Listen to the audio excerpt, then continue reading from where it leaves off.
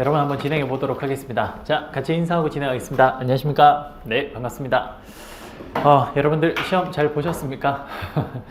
오늘 시험 아무래도 여러분들 조금 어렵다고 느낄 수도 있을 것 같긴 한데 어쨌든 뭐 잘 보셨다고 하니 다행입니다. 자, 3기 많이 힘들죠. 맞아요. 원래 매년 그랬습니다. 매년 3기를 시작을 하면 일단 2기보다 학생이 확 줄고, 왜냐하면 그 1차에서 떨어진 학생들이 좀 있어서 나가는데, 근데 사실 금년이 좀 심한 것 같긴 해요. 금년이 좀 확 떨어져서 그런지 확실히 좀 많이 나간 것 같아요. 그러니까 이게 제가 이야기 들어보니까 저만 이런 게 아니라 다른 학원의 다른 쌤들도 지금 다 학생이 없다고 하더라고요. 그래서 이게 생각보다 정말 합격률이 많이 떨어졌구나라는 생각이 듭니다. 여러분, 그런 의미에서 1차를 합격해서 올해 시험 보시는 분들은 사실 좀 찬스예요. 그만큼 지원자가 좀 줄어들었다라는 이야기니까, 그러니까 꼭 올해 합격을 하셔서 여러분들 빨리 꿈을 펼치시기 바랍니다. 자, 오늘 그러면 수업 한번 진행해 보죠. 자, 오늘 여러분들 제가 이야기했던 것처럼 역시 경영 조직론도 뭐 할 거냐면요, 그거 할 겁니다. 경영 지도사 시험 문제 쭉 한번 정리 좀 하고요. 그렇게 해서 오늘 마무리 한번 해보도록 할게요. 자, 우선 오늘 문제 한번 보도록 할게요. 문제 가지고 오세요. 하세요. 천천히. 뭐 없어. 내가 줄게. 왜 똑같은 걸 4개 가지고 있어? 일로 와. 내가 줄게. 일로 와. 야, 너는 왜 똑같은 걸 4개 가지고 있어? 정말 오늘 정신이 나갔구만. 이거 경영지도사 기출문제 2023년, 22년 요 3개 있으면 될까? 오케이. 맞지? 그거 3개. 22년. 맞아. 3개 맞아. 이거 어떻게 했어요? 이렇게 똑같은 거. 강의계획서 하나만 주세요. 강의계획서 드리겠습니다. 여기 있습니다. 네. 참 웃기네. 자, 한번 해볼게요. 여러분들 오늘 시험 문제 한번 보도록 하겠습니다. 자, 문제 1번부터 한번 보면요, 이렇습니다. 다음 글을 읽고 다음 물음에 답하시오. 2007년 1월 9일 스티븐 잡스가 샌프란시스코에서 열린 맥 월드 컨퍼런스에서 최초의 아이폰을 공개했습니다. 처음으로 모바일 폰에 노트북 기능이 탑재된 기술이 선보였고, 이게 이제 소위 말하는 지금 이야기하는 스마트폰이죠. 선보였고, 정보, 음향, 영상을 손바닥에 담을 수 있는 스마트폰이 세계 경제의 성장의 새로운 동력이 된 것입니다. 기존 벨소리가 10개밖에 안 들어가던 핸드폰과는 달리 2007년 출시된 아이폰은 직관적인 유저 인터페이스로 장시간 지속되는 음악 재생, 블루투스 등 신선하고 참신한 기능들, 상상도 할 수 없는 스마트폰 웹서핑, 그 다음에 배터리의 발전으로 전 세대들과 달리 압도적인 스마트폰 가동 시간을 자랑하였고, 또 최초로 일체형 배터리를 선보였습니다. 방수 방진에 더 강화를 하고, 배터리를 상시로 갈아 끼우는 탈착형은 핸드폰 본체를 플라스틱 외에 다른 재질을 사용하기 힘들었다는 이유였었습니다. 이렇게 아이폰의 등장은 IT 산업 전체 환경을 뒤흔들었습니다. 이에 당시 삼성전자 CEO인 고노현 회장은 전 직원에게 가장 빠른 속도로 스마트폰 개발을 해달라고 요청을 했습니다. 이를 위해 삼성전자는 당시 최고의 터치 패널의 기술을 보유한 지니틱스와 함께 공동 연구를 수행하였고, 신속한 스마트폰 개발이라는 목표를 공유한 두 조직은 계약서 한 장 없이 함께 일하면서 비밀 정보를 공유했습니다. 전례 없는 IT 환경의 변화 속에서 전례 없는 방식으로 프로젝트를 추진한 삼성전자는 6개월 만에 스마트폰 신제품을 출시하면서 성공적으로 마무리되었습니다. 그렇게 해서 나오게 된 핸드폰이 옴렉이죠. 전례 없는, 여러분 여기 봐봐. 전례 없는 방식으로 전례 없는 핸드폰을 냈는데 그 전례 없는 핸드폰이 옴렉이에요. 그래서 그렇게 나오게 된 거죠. 옴렉이는 그렇게 탄생이 됐습니다. 그렇죠? 자, 한번 볼게요. 물음 1번.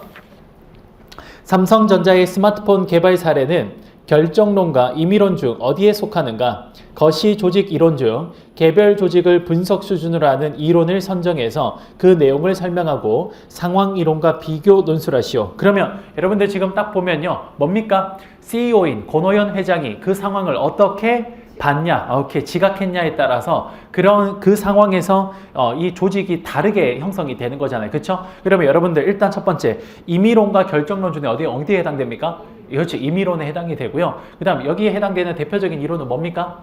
전략적 선택 이론. 그렇게 읽어냈으면 되는 겁니다. 그렇죠? 별로 어렵지 않은 내용이라고 생각됩니다. 한번 볼까요? 자, 문제 보시면요. 모범 답안 1번 한번 보면요. 자, 문제 1번 보시면 주어진 제시문에서 스마트폰 시장이 새롭게 열리면서 IT 산업의 환경이 급변하고 있음을 알 수 있습니다. 이러한 환경의 변화에 삼성전자 CEO는 환경의 변화에 수동적으로 적응하는 것이 아니라 적극적으로 환경을 개척하고자 하므로 임의론에 해당됩니다. 따라서 임의론에 해당되는 전략적 선택 이론이 이번 문제의 포인트가 됩니다. 그렇죠?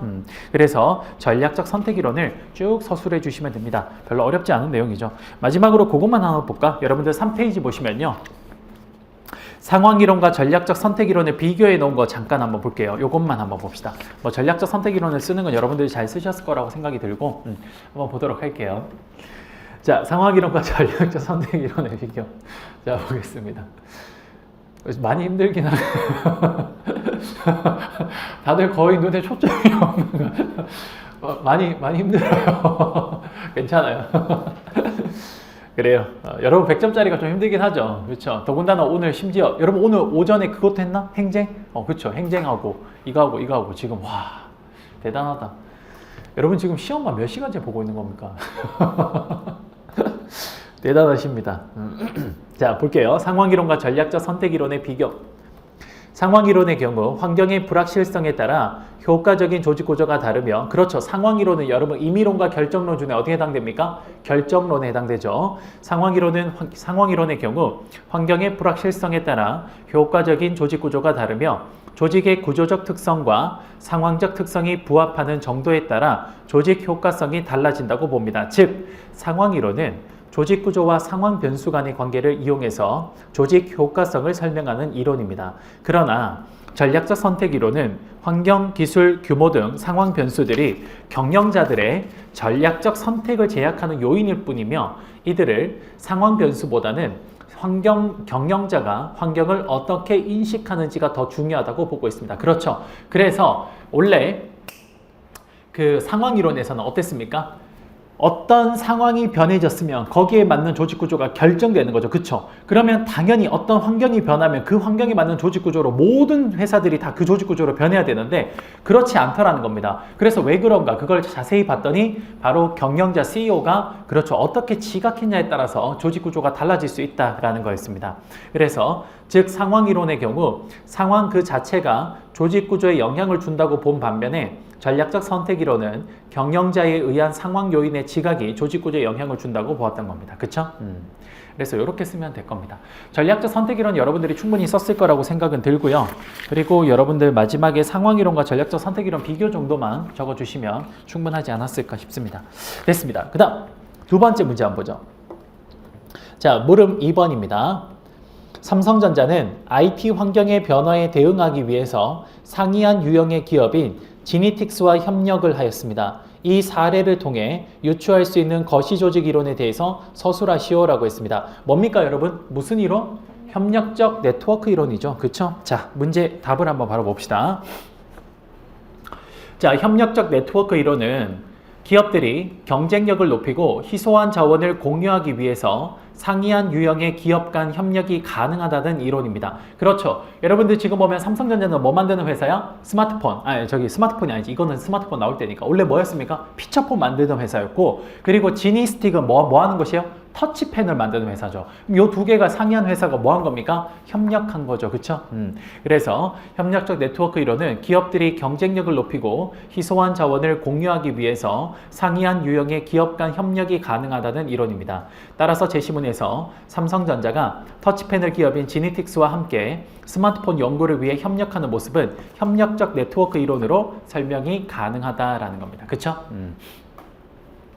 그냥 개인적으로 삼성이 이때 지니틱스를 손을 안 잡고 LG랑 손을 잡았어도 참 괜찮았을 거라는 생각이 저는 해요. LG가 터치패드 기술이 그래도 그 당시에는 꽤 괜찮았거든요. 근데 뭐 손을 안 잡고 LG는 그냥 사업을 접어버렸죠. 그렇죠? 여러분들 LG는 그 터치펜으로 꽤 유명했던 거 아시죠? 무슨 핸드폰으로 유명했는지 아십니까? 초콜릿폰. 그렇죠. 그걸로 되게 유명했었어요. 근데 망해버렸죠. 그렇습니다. 뭐 시장에서 원하는 걸 잘 안 만들다 보니까 결국 쇠퇴한 것 같아요. 그렇지. LG의 사례는 참 경영학에서 여러 가지 교보제로 쓰이기 좋은 쪽으로 많이 쓰이는 것 같아요. 특히나 제가 예전에 그거 할 때도 LG 사례로 들지 않았나요? 조직 쇠퇴했을 때, 그쵸? 쇠퇴하는 단계를 LG로서 설명을 했던 것 같은데. 참 감사한 회사입니다, 저한테는.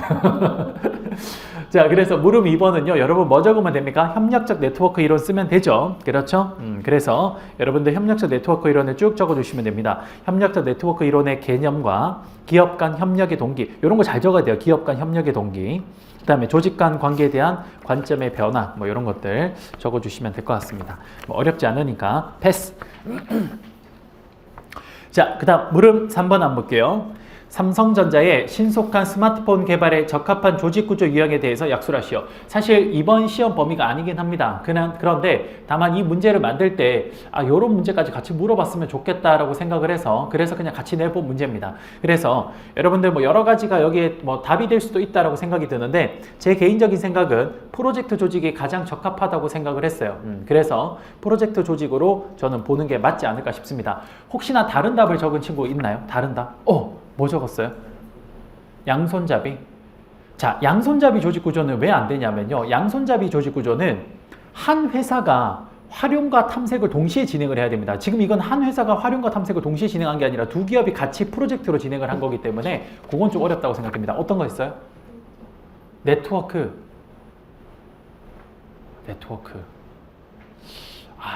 조금 어려울 것 같은데. 네트워크. 한번 그건 한번 생각해 볼게요. 일단 양손잡이 조직은 조금 어려운 거 맞고 네트워크 조직은 자신의 주요 기능을 제외하고 나머지 기능은 다 아웃소싱하는 형태로 많이 진행을 하잖아요. 그렇죠? 그렇기 때문에 지금 현재 여기에서는 프로젝트에서 자신들의 중요 기능을 제외하고 나머지 기능을 아웃소싱했다라고 보기는 좀 어렵기 때문에 네트워크도 조금 어렵지 않을까 싶습니다. 그렇게 생각해요. 어떻게 생각하세요? 가상 조직 혹시 될까요? 가상 조직은 가능할 것 같아요. 가상 조직은 그래도 공동의 목표가 있습니다. 그렇죠. 가상 조직은 가능할 것 같아요. 충분히 가능할 것 같습니다.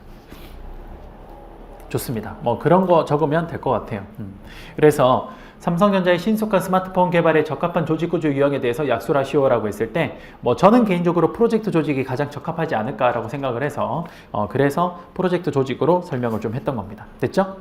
이것도 뭐 쉽게 여러분들 쓰실 수 있을 거라고 생각이 듭니다. 양손잡이 조직, 네트워크 조직 뭐 한번 생각해 볼 부분이긴 한데 근데 제 개인적으로는 그거는 약간 맞지 않을 것 같긴 해요.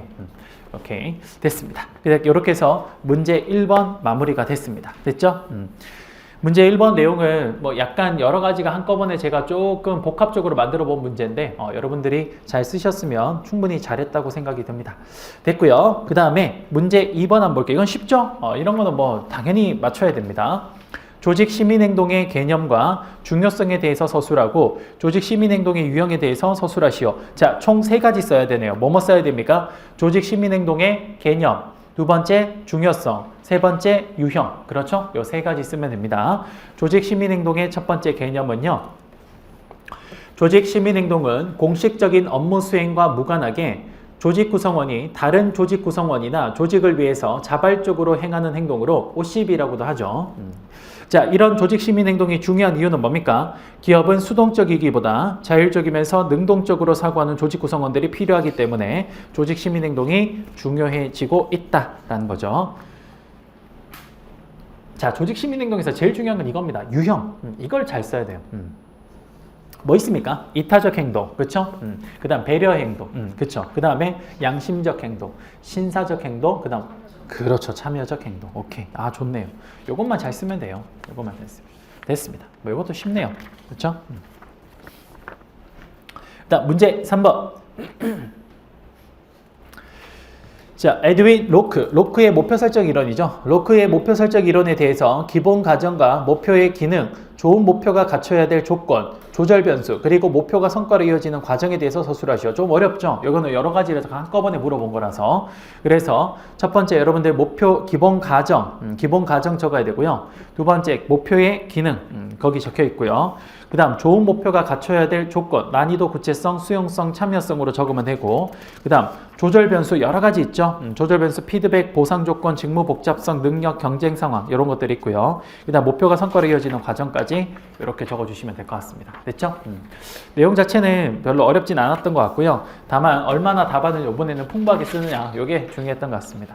고생하셨습니다. 이렇게 해서 이번 회차 답안은 여기까지 정리하도록 하죠. 자, 됐고요. 그러면 이제 뭐 볼 거냐면요. 한번 봅시다.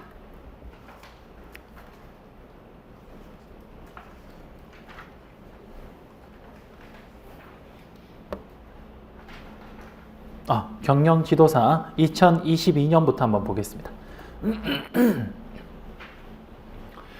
경영지도사 시험 2022년 기출문제부터 한번 보죠. 있어. 여러분 다 갖고 계십니까? 오케이. 역시 마찬가지로 경영지도사 시험 2024년도도 7월 초에 시험을 보고 나면 제가 작성해서 드리겠습니다. 그래서 그렇게 정리해 주시면 될 것 같아요. 알겠죠? 자, 2022년 경영지도사 경조 기출문제 한번 보겠습니다. 문제 1번입니다. 강화 주기 중, 이게 뭡니까? 강화 스케줄링이죠. 강화 스케줄링. 강화 계획 중 연속적 강화법과, 이거 여러분 이제 했잖아. 그치? 그 다음 간헐적 강화법이 뭘까? 그렇지. 단속적 강화계획법의 개념 뭐 이런 걸 쓰라고 합니다. 이런 건 뭐 여러분들 당연히 쓸 수 있는 거니까 패스하겠습니다. 패스. 그 다음 문제 2번.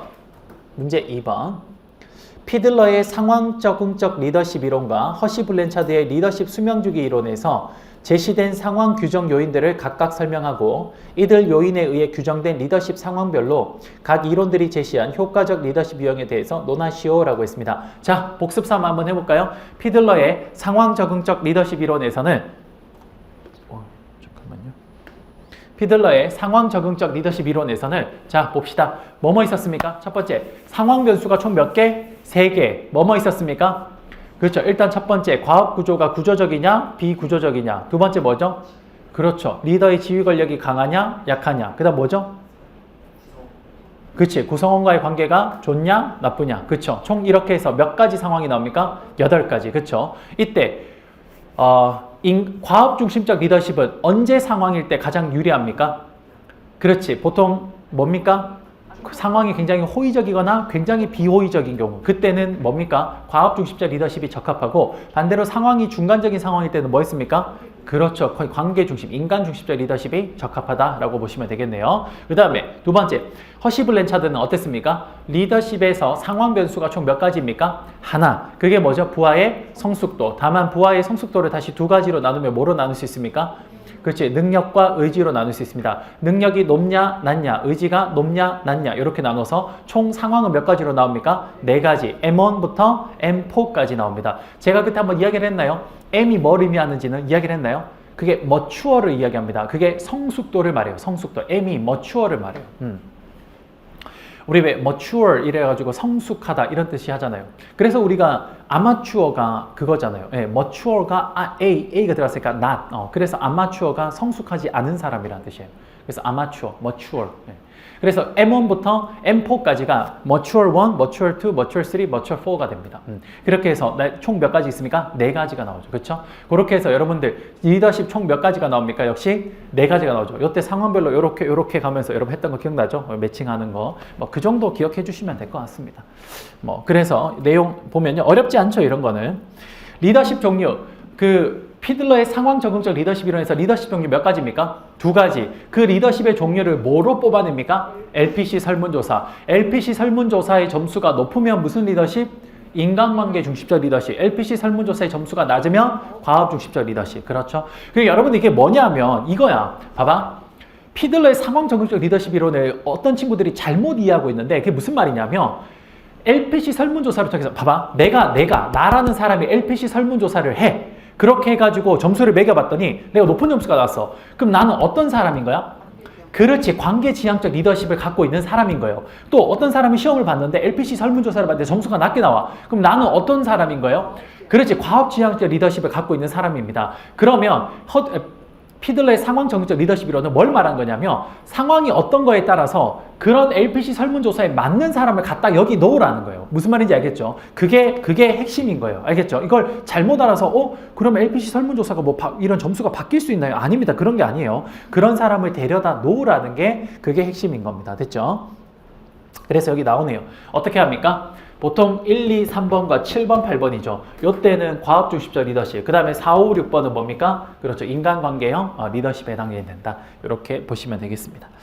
됐고요. 허시 블랜차드 리더십 수명주기 이론 상황 변수 이야기를 했고요. 그 다음에 총 몇 가지 리더십 유형 나옵니까? 4가지. 지시형, 지원형, 참여형, 위임형 나오고요. 그리고 각각의 상황에 맞는 리더십은 어떻게 됩니까? 여기서 이렇게 올라가면서 체크를 하면 되겠죠. 그렇죠?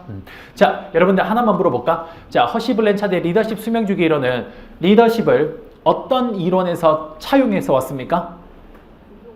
그렇지. 오하이오 주립대 모형. 오케이. 오하이오 주립대 모형에서 가지고 옵니다. 고려와 구조주의 모형. 오케이. 이렇게 보시면 되겠습니다. 됐고요. 어렵지 않은 내용이라서. 자, 요거 오늘 아까 전에 어디에서 했습니까? 인사에서 했죠. 감정 전념. 어디에서 나왔습니까? 저성과자 관리. 그렇죠. 요것도 한번 보겠습니다. 감정 전념.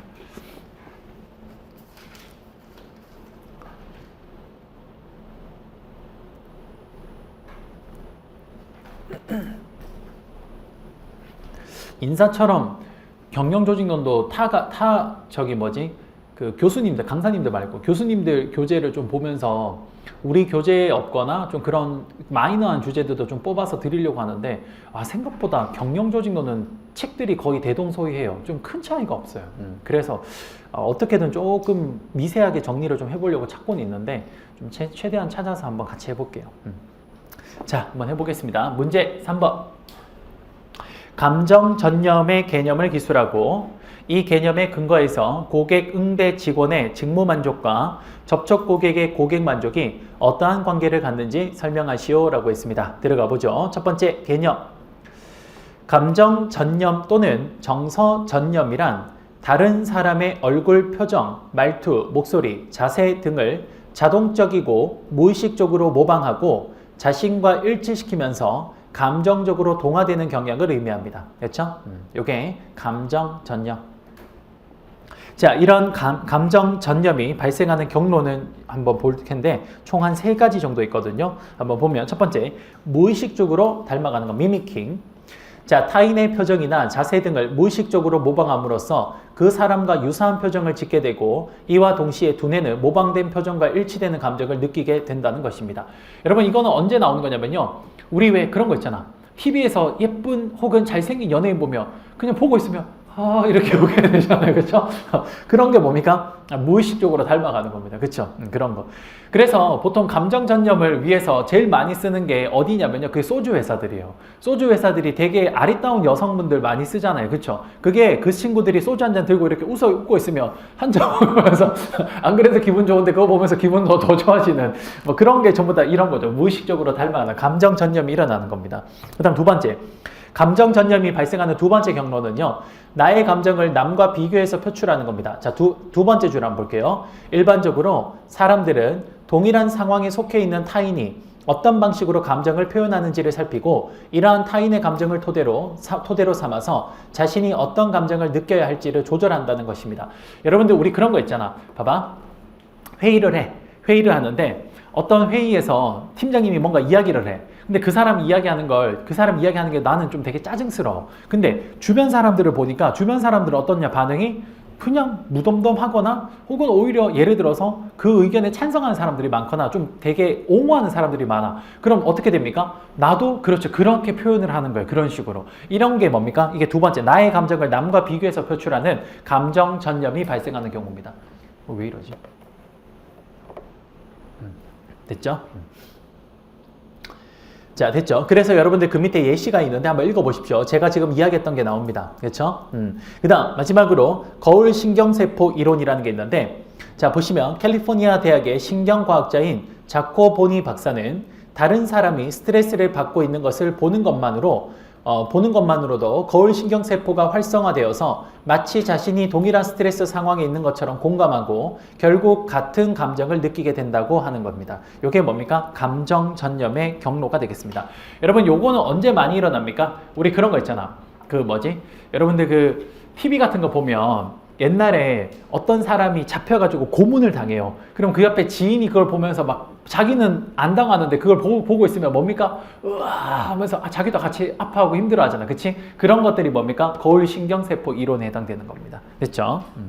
됐습니다. 여기까지. 이게 감정 전염이 발생하는 경로. 됐죠? 그 다음 조직 내 감정 전염의 유형 한번 보겠습니다. 여러분 요거는 제가 일부러 좀 많이 썼어요. 감정 전염에 대해서 좀 보려고. 자, 조직 내 감정 전염의 유형을 보시면요. 첫 번째, 리더의 감정 전염이라는 게 있습니다. 자, 여러분들 보면 첫 번째 그냥 여기서부터 읽어볼게요. 여기 위쪽부터.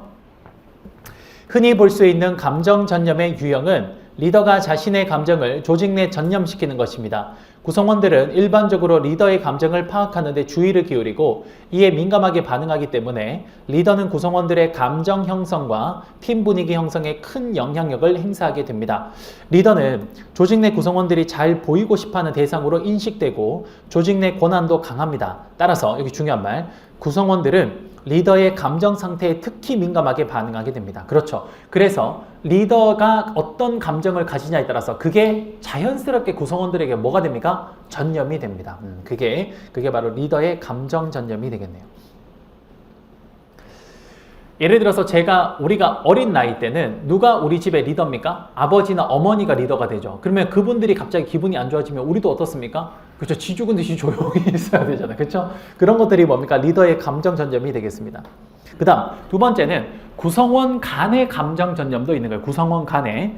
자, 보면 한 구성원의 감정이 다른 구성원에게 전염되기도 합니다. 이러한 감정의 전염은 물결 효과로도 비유됩니다. 즉 호수에 던져진 작은 돌 하나가 잔잔한 파장을 일으키고 널리 퍼지는 현상처럼 그 다음 줄 꺼지면 중요한 말, 구성원들의 감정도 팀 내 확산되며 그 효과가 커질 수 있다는 것입니다. 그쵸? 그래서 여러분들 어떻습니까? 회사에서 내 주변에 하기 싫어 하는 사람 있으면 나도 어떻습니까? 그렇죠. 하기 싫어 이렇게 됩니다. 그렇죠. 그래서 사실 환경이 중요하다라는 말이 그래서 나오는 거죠. 그렇죠? 됐습니다. 이 정도.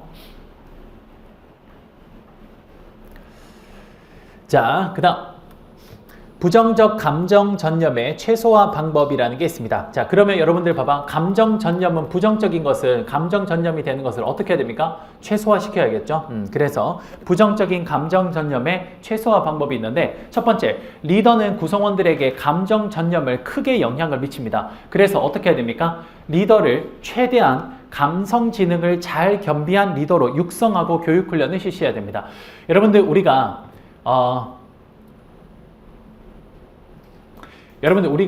능력에 우리가 경영조직론에서 능력을 배울 때 능력은 크게 세 가지가 있다고 우리가 배웠어요. 뭐 있어? 그렇지. 육체적 능력과 지적 능력과 감성적 능력. 그렇죠. 이때 감성적 능력은 뭐에 가장 큰 영향을 미친다고 했습니까? 직무성과도 맞지만 그렇죠. 대인관계에 큰 영향을 미친다고 했습니다. 그래서 지금 여기서 말하는 감성지능이 그걸 말하는 거죠. 감성적 능력. 요 능력이 가장 좋은 사람을 잘 뽑아야 리더가 다른 사람과의 대인관계에서 좀 더 효과적인 형태를 보일 수 있다는 거죠. 그래서 한번 보면요.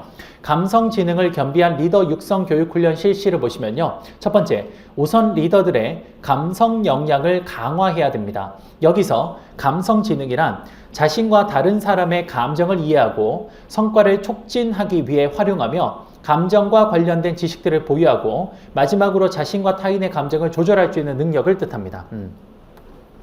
감성적 능력을 뭐라고 합니까? EQ라고 하죠. EQ. 그렇죠? 우리가 배웠습니다. 그때. 자, 첫 번째, 감성 지능을 겸비한 리더를 육성하고 교육 훈련을 실시하라. 두 번째는요. 자, 자신의 구성원 간의 감정이 퍼지는 현상을 최대한 방지하기 위해서 자기 자신의 감정을 돌아볼 수 있는 시간을 주는 게 두 번째 해결책이 되겠습니다. 자, 보시면 구성원들에게 자신의 감정을 돌아볼 수 있는 기회를 제공하라고 되어 있는데요. 여기 보시면 네 번째 줄에 조직은 구성원들이 스스로 자신의 감정을 모니터할 수 있는 기회를 교육 프로그램 또는 리프레시 휴가 제도를 통해서 제공함으로써 자신을 돌아보고 내면을 살펴봄으로써 일터와 업무로부터 형성된 부정적인 감정을 순화시킬 수 있도록 할 필요가 있습니다. 그렇죠. 이게 뭡니까? 구성원들에게 자신의 감정을 돌아볼 수 있는 기회를 제공하는 거. 그렇죠? 그 다음 마지막으로 부정적 감정 확산의 시그널을 파악하고 미리 대비를 해야 됩니다. 그래서 그 첫 번째 줄, 부정적인 감정 확산으로 나타날 수 있는 이런 현상을 포착하고 원인을 파악해야겠죠. 그렇죠? 이렇게 사전적으로 대책을 마련해야 됩니다. 크게 세 가지네요. 방지할 수 있는 세 가지. 뭡니까? 리더를, 감성 지능 있는 리더를, 그렇죠, 교육, 훈련, 선발해야 된다. 이게 첫 번째 하나. 두 번째는 뭡니까? 구성원들에게 자신의 감정을 들여다볼 수 있는 시간을 주라는 거. 세 번째가 뭡니까? 부정적 감정이 확산되는 것을 사전에 미리 예방하자. 요게 요 세 가지가 부정적인 걸 해결하는 게 되겠습니다. 됐죠? 자, 그 다음 5번 한번 볼게요. 다섯 번째. 고객 응대 직원의 직무 만족과 접촉 고객의 고객 만족의 관계. 여러분 이거 너무 쉽지 않나? 봐봐. 예를 들어서 고객 응대 직원이 뭡니까? 불만족해. 그럼 이 사람의 감정이 어디로 전념이 될까요? 고객에게. 그럼 고객은 그 사람으로부터 안 좋은 감정을 받으니까 회사에 대한 이미지가 어떻게 될까요? 그렇지, 나빠질 겁니다. 당연히 이런 순서대로 연결이 되겠죠. 그렇죠? 그래서 그 내용이 적혀 있습니다. 한번 읽어볼게. 이상에서 살펴본 바와 같이 감정은 구성원들 사이에 전념됩니다. 비단 조직 내 구성원들 사이에서 감정이 전념되는 것이 아니라 고객 응대 직원과 고객과의 관계에서도 감정은 전념됩니다. 자, 나오네요. 만약 고객 응대 직원이 자신의 직무에 불만족한다면 이러한 부정적 감정이 고객을 응대하는 과정에서 고객에게 전념되고 이는 곧 고객에게 회사의 이미지를 부정적으로 만들어 조직 효과성을 저해하게 됩니다. 따라서 고객 응대 직원이 직무에 불만족한다면 이러한 부정적 감정을 고객이 아닌 조직에게 소통할 수 있도록 기회를 제공하고 여기에 맞는 교육 훈련을 통해서 부정적 감정을 순화시킬 수 있도록 해야 됩니다. 그쵸? 요게 마지막 관계가 되겠습니다.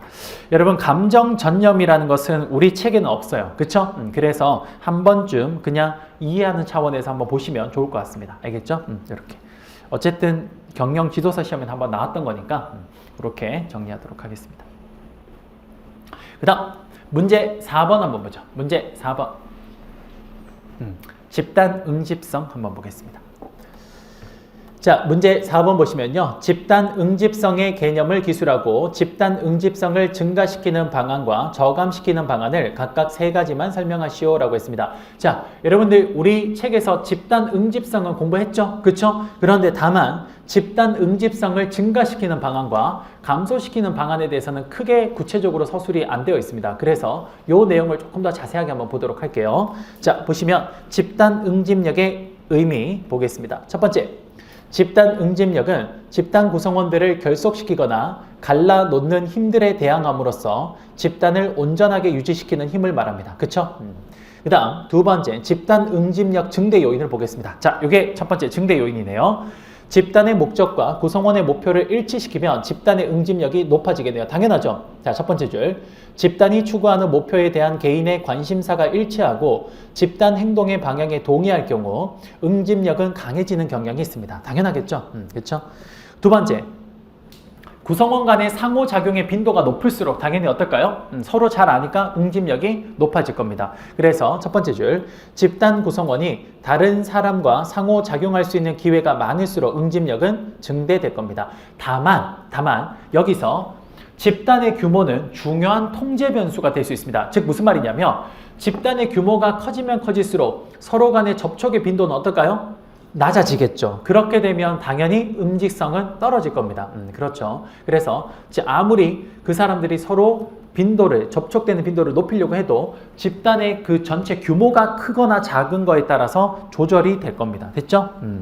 그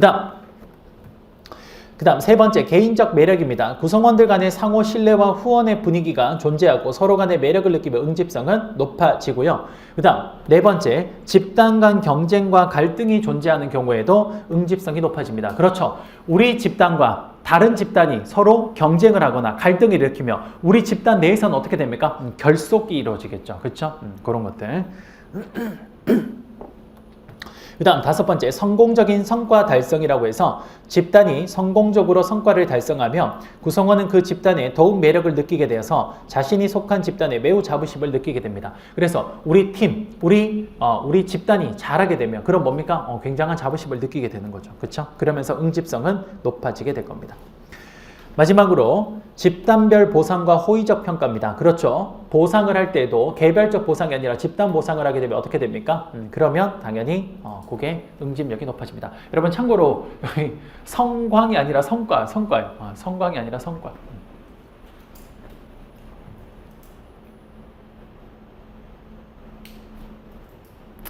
됐습니다. 그 다음 세 번째, 집단 응집력 감소 요인은 뭡니까? 그거 반대로 하면 되겠죠. 그거 반대로. 그래서 이 정도가 집단 응집력에 대한 내용이었습니다. 자, 됐고요. 여러분들 우리 잠깐만 쉬었다가 바로 그 다음 시간 진행해 볼게요.